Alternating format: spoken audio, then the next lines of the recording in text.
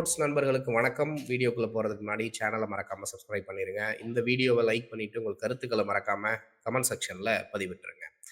மகாராஷ்டிராவுல landslide வெற்றி, அபார வெற்றி பெற்றிருக்கிறது பாஜக கூட்டணி. 120 இடங்களுக்கு மேலாக பாஜக, ஏக்நாத் ஷிண்டே வெற்றி, அஜித் பவார் வெற்றி. நாங்க தான் உண்மையான தேசியவாத காங்கிரஸ்னு அஜித் பவார் நிரூபிச்சிட்டாரு. நாங்க தான் உண்மையான சிவசேனா பார்ட்டின்னு ஏக்நாத் ஷிண்டே நிரூபிச்சிட்டாரு. தேவேந்திர ஃபட்னவிஸ் தன்னுடைய லீடர்ஷிப்பை நிலைநிறுத்தி காட்டிட்டாரு. நாடாளுமன்ற தேர்தலில் ஒரு புவர் பெர்ஃபார்மன்ஸ் பிஜேபி கூட்டணி காட்டினாங்க. இப்போ அதை இது பண்ணி காட்டிட்டாங்க அப்படின்னு சொல்லப்படுது. இன்னொன்று இதில் ஒரு முக்கியமான கீ டேக்அவே அப்படின்னு பார்த்தீங்கன்னா, மோடி அலை ஓய்ந்து விட்டது, அவ்வளோதான். இதுக்கப்புறம் மோடி அவ்வளோதான் அப்படிங்கிறத இந்த தேர்தல் அனைத்துமே முடிவு செய்து விட்டது. பாஜகவுமே ஒரு என்ன வந்திருக்கிறாங்க கன்க்ளூஷனுக்கு அப்படின்னா, மோடி இல்லாமலே நம்மளால வெற்றி பெற முடியும் அப்படிங்கிற ஒரு ஃபார்முலாவை கற்றுக்கொண்டிருக்கிறோம். எங்களால் எல்லாத்தையும் சமாளிக்க முடியும், மோடி எங்களுக்கு தேவையில்லை அப்படிங்கிற லெவலுக்கு சொல்லிட்டாங்க. ஆர்எஸ்எஸ் எங்களுக்கு தேவையில்லைன்னு ஜேபி நட்டா சொன்னார். ஆனால் நாங்கள் இல்லாமல் உங்களால் ஜெயிக்க முடியாது அப்படிங்கிறத நாடாளுமன்ற தேர்தலில் ஆர்எஸ்எஸ் ஜேபி நட்டா, மோடி, அமித்ஷாவுக்கு ஒரு பாடத்தை புகட்டினாங்க. இப்போ இந்த தேர்தல்கள்லையும் பார்த்தீங்கன்னா, மகாராஷ்டிரா மாநிலத்தில் கம்ப்ளீட்டாக ஆர்எஸ்எஸ் அமைப்பு களத்தில் இறங்கி மிகப்பெரிய அளவில் நெட்வொர்க் பண்ணி ஒர்க் பண்ணியிருக்கிறாங்க. இதே நெட்வொர்க் தான் ஹரியானா மாநிலத்திலையும் பண்ணியிருக்கிறாங்க. ஸோ ஹரியானா அண்டு மகாராஷ்டிராவில் இதுதான் வேலை செஞ்சுருக்குதுன்னு சொல்கிறாங்க. முக்கியமாக ஒரு 2-3 விஷயங்களை சொல்கிறாங்க மகாராஷ்டிராவில் பாஜக வெற்றி பெற்றதற்கான காரணம். அதில் முதல் சொல்லக்கூடியது என்னன்னா, ஏக்நாத் ஷிண்டே பெண்களுக்கு ரூ. 1500 கொடுக்குறேன், அதை ரூ. 2100 நான் உயர்த்தி கொடுப்பேன் அப்படின்னு சொன்ன அந்த ஒரு விஷயம். அப்புறம் விவசாயிகளுக்கு கடன் தள்ளுபடி, அதுக்கப்புறம் விவசாயிகளுக்கு கொடுக்கக்கூடிய அந்த ஊக்கத்தொகை, இந்த விஷயம்.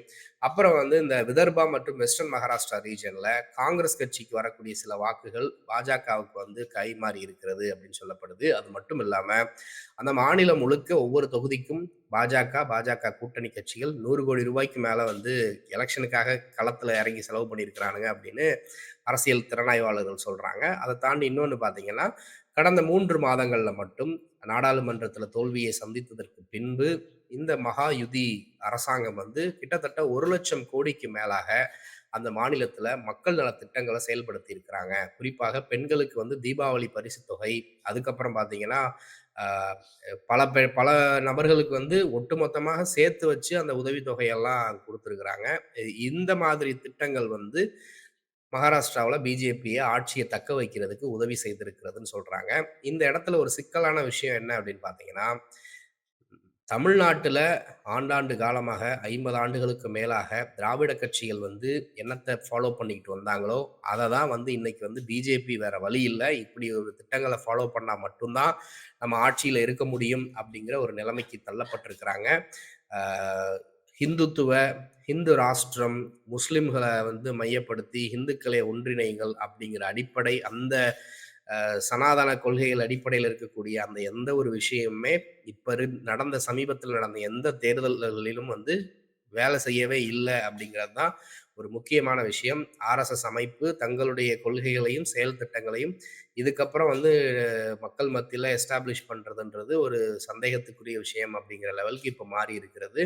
காரணம் என்னன்னா, தமிழ்நாட்டில் 2021 ஸ்டாலின் அவர்கள் கொண்டு திட்டம் அறிவிச்சார். பெண்களுக்கு உதவித்தொகை, இலவச பேருந்து, பெண்களை மையப்படுத்தி, அப்புறம் விவசாயிகள், இளைஞர்களை மையப்படுத்தி பல திட்டங்களை கொண்டு வந்தார். அதை காங்கிரஸ் கட்சி இந்தியா முழுக்க எடுத்துகிட்டு போனாங்க. மாநில தேர்தல்களில் வாக்குறுதிகளை கொடுத்தாங்க. அப்படி அதில் கொடுத்து கர்நாடகா, இமாச்சல் பிரதேஷ், தெலுங்கானாவில் வெற்றி பெற்றாங்க.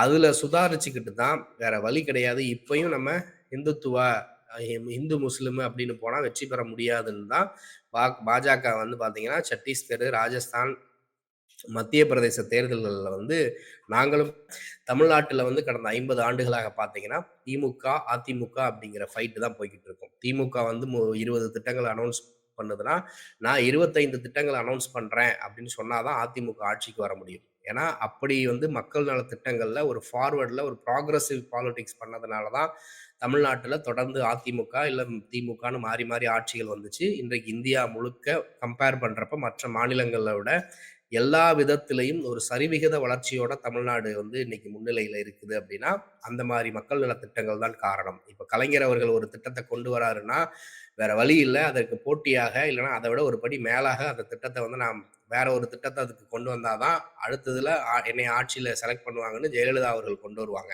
ஸோ இப்போ அப்படிதான் வந்து இந்தியா முழுக்க பாஜகவுக்கு வேற வழி கிடையாது. இல்ல அப்படின்னா காங்கிரஸ் வந்து ஆட்சியில வந்து உட்காந்துருவாங்க. இல்ல இந்தியா கூட்டணி ஆட்சியில வந்து உட்காந்துருவாங்கன்னு சொல்லிட்டு அவர்கள் வந்து மக்கள் நலத் திட்டங்கள செயல்படுத்த தொடங்கி இருக்கிறாங்க.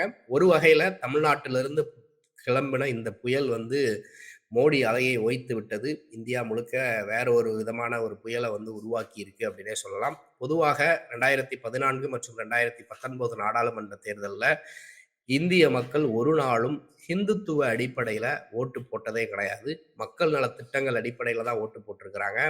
இப்ப ஜார்க்கண்ட் மாநிலத்திலேயும் ஹேமந்த் சோரன் திரும்பவும் வெற்றி பெற்றதற்கு மிக முக்கிய காரணம், கடைசி நேரத்துல நாடாளுமன்ற தேர்தல் முடிஞ்ச அடுத்த சில நாட்கள்லயே அதுக்கு முன்னாடியே நினைக்கிறேன். அதுக்கு முன்னாடியே பார்த்தீங்கன்னா, பெண்களுக்கு உதவித்தொகை அப்படின்னு ரூ. 1000 குடுக்குறேன்னு அறிவிச்சாரு. அப்புறம் அவர ஜெயில்ல தூக்கி போட்டாங்க. அப்புறம் தேர்தல் வந்துச்சு. தேர்தல்ல வந்து 14 இடங்கள்ல 5 இடங்கள்ல தான் இந்தியா கூட்டணி வெற்றி பெற்றுச்சு. அப்புறம் பார்த்தீங்கன்னா, திரும்பவும் ஜெயில்லேருந்து வந்தாரு. வந்து சில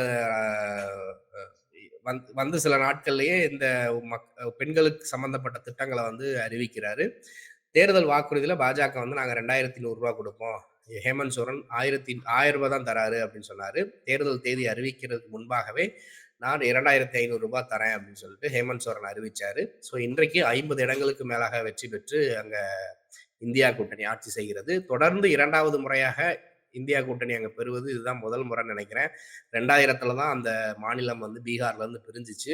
ஸோ அதுக்கப்புறம் இப்பதான் வந்திருக்கிறாங்க அப்படின்னு அத பார்க்கலாம். ஸோ அதுவே வந்து இந்தியா கூட்டணிக்கு கிடைத்த ஒரு மாபெரும் வெற்றி. குறிப்பாக மக்கள் நல திட்டங்களுக்கு கிடைத்த வெற்றி அப்படின்னே சொல்லலாம். இப்ப மகாராஷ்டிரா மாநிலத்திலயுமே இளைஞர்களை மையப்படுத்தி, அப்புறம் பெண்களை மையப்படுத்தி திட்டங்கள் கொண்டு வந்திருக்கோம். அது மட்டும் இல்லாம அனைத்து சாதிகளுக்கும் எல்லா திட்டங்களும் போய் சேருகிற மாதிரி நாங்க திட்டங்கள் கொண்டு வந்திருக்கிறோம்னு சொன்னதுனால தான், அது வந்து இப்ப ப்ராப்பரா அவர்கள் வெற்றி பெற்றிருக்கிறார்கள். ஸோ இந்தியா முழுக்க அந்த பொலிட்டிக்கல் டைனமிக்ஸ் வந்து ஒரு சேஞ்ச் கொண்டு வர்றத பார்க்க முடியுது. பெண்கள், இளைஞர்கள் மற்றும் விவசாயிகள் மகாராஷ்டிரா மாநிலத்துல பிஜேபி வெற்றி பெறுவதற்கு உதவி இருப்பதாக சொல்லப்படுது. அதற்கு அடிப்படை காரணம் இந்துத்துவ கிடையாது. அதற்கு அடிப்படை காரணம் மோடி அலை கிடையாது. அதுக்கு அடிப்படை காரணம் ஏக்நாத் ஷிண்டேவோ இல்ல தேவேந்திர ஃபட்னவிஸோ யாருமே கிடையாதுன்னு சொல்லப்படுது. அடிப்படை காரணம் மக்கள் நல திட்டங்களை கொடுத்திருக்கிறாங்க. மக்களுக்கு எல்லாமே திட்டங்கள் அனைத்தும் எளிதாக போய் சேர்ந்திருக்கிறது. அதனால வெற்றி பெற்றிருக்கிறார்களே தவிர வேற எந்த ஒரு தனிப்பட்ட லீடர்களுக்காகவோ இல்ல தனிப்பட்ட சித்தாந்தம் மற்றும் கொள்கைகளுக்காகவோ மக்கள் தேர்ந்தெடுக்கப்படலை அப்படிங்கிறது தான் இந்த தேர்தலில் இருந்து கிடைக்கக்கூடிய ஒரு முக்கியமான செய்தி. ஒரு வகையில இது நல்லது அப்படின்னே சொல்லலாம்.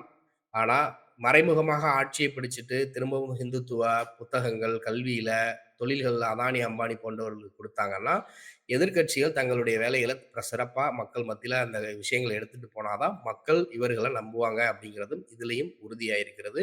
ஹரியானா தேர்தலை விட மகாராஷ்டிரா தேர்தலில் இந்தியா கூட்டணி சிறப்பாகவே தங்களுடைய ஒற்றுமையை காட்டினாங்க, வேலை செஞ்சாங்க. இனி எங்கெங்கெல்லாம் மிஸ் பண்ணியிருக்கிறாங்க, எதனால மக்கள் தேர்ந்தெடுத்திருக்கிறாங்க அப்படிங்கிற விஷயங்களை இந்தியா கூட்டணி தொடர்ந்து ஆராய்ச்சி செய்து பார்ப்பாங்க அப்படின்னு நம்புறோம். அடுத்தடுத்து வரக்கூடிய விஷயங்களை நம்ம தொடர்ந்து பேசுவோம்.